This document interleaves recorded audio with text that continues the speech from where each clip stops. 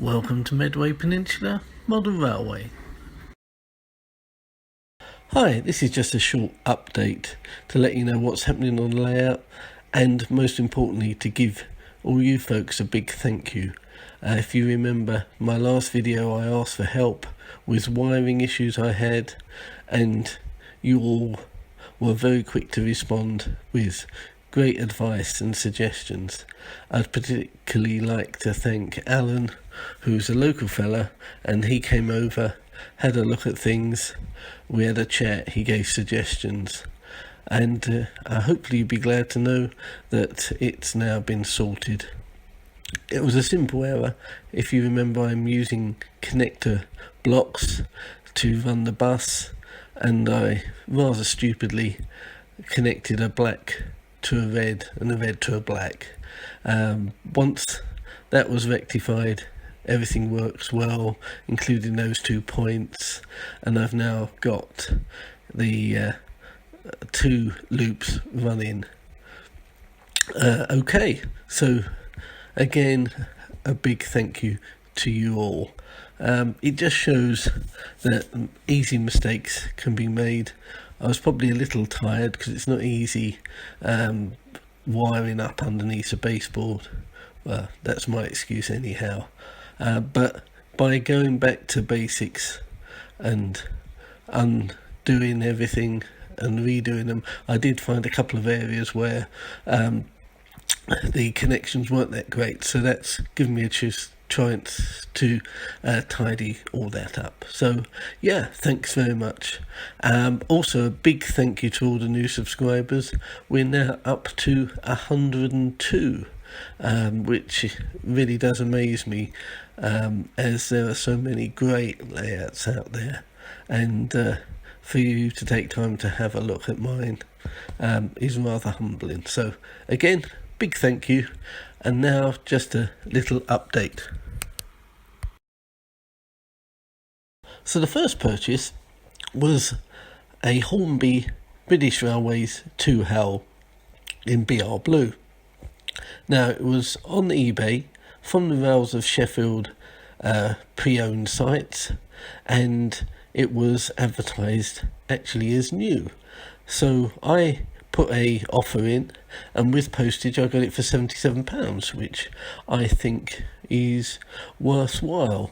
Now it doesn't come with any lighting, and you've got a powered coach and a dummy coach, and I think that'll look nice on the layout, so I was quite pleased with it.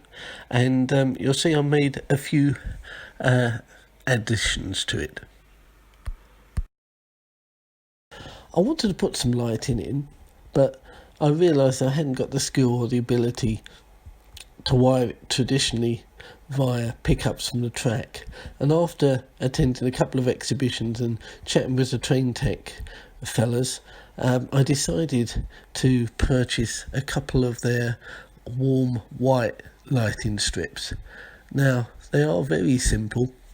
Just put a small battery in the end of the lighting strip, blue tack it to the roof, and off you go. Now they are motion sensitive, so as soon as movement is detected, the lights come on. They won't go off until movement has ceased for a while, because you don't get the situation where the coaches come into the station and as soon as they stop, the lights go off.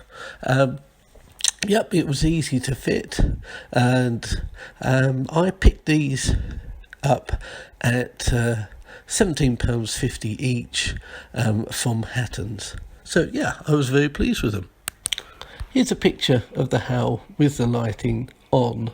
Now, the lighting in the garage is quite bright, so you don't get the full effect, but I have done a very short video showing it going round, which gives a better view. Also, I popped some figures in. Now, they were the cheapos from eBay, so they weren't greatly painted, but it does give quite a nice effect, so I was quite pleased. I am going in the future, once I've run in the new locos I've got, put the details on, I will do a sort of meet the fleet, as it were, video. But Yep, coming up, very short video showing the how going round.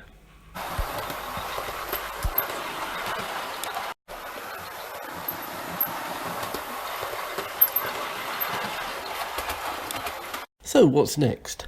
I decided to give myself a to-do list just so as I could get some sort of order into things. I'm still waiting for the cobalt point meters to come into stock. Got them on pre-order with Valsa Sheffield. And I've tested the track as much as I can. Everything seems to run okay, no issues, derailment issues. Made a couple of track adjustments, and I've been running locos with different carriages and wagons, and yeah, seems to be running okay. Next up will be to run in the locos, which I now have done. Unfortunately, I had a Hornby Railroad TTS fitted Flying Scotsman. Now, I was running that in and it suddenly stopped, and although the sound was going, it tried to move but didn't. Also, a Hornby Railroad 59 that I put a TTS decoder in, and the sound worked, but it was very juddery and would go and then stop. And I thought perhaps it was a decoder, so I just put a straightforward 8-pin in, and had the same problem. And they were both from Rails of Sheffield, actually on the same order. So I contacted them, absolutely no quibble at all. While we were chatting, a returns label came over, and I've sent those back. So disappointing, but there you go, I suppose. And I'm really impressed with the level of service from Rail, so well done to them. What else I'm going to be doing in the future is try and sort the storage out. I've started to build the Metcalfe stations. I'm going to put the details on the locos, the little additions, and once that's done, I will do a video of what locos I've got for you to have a look at. So that's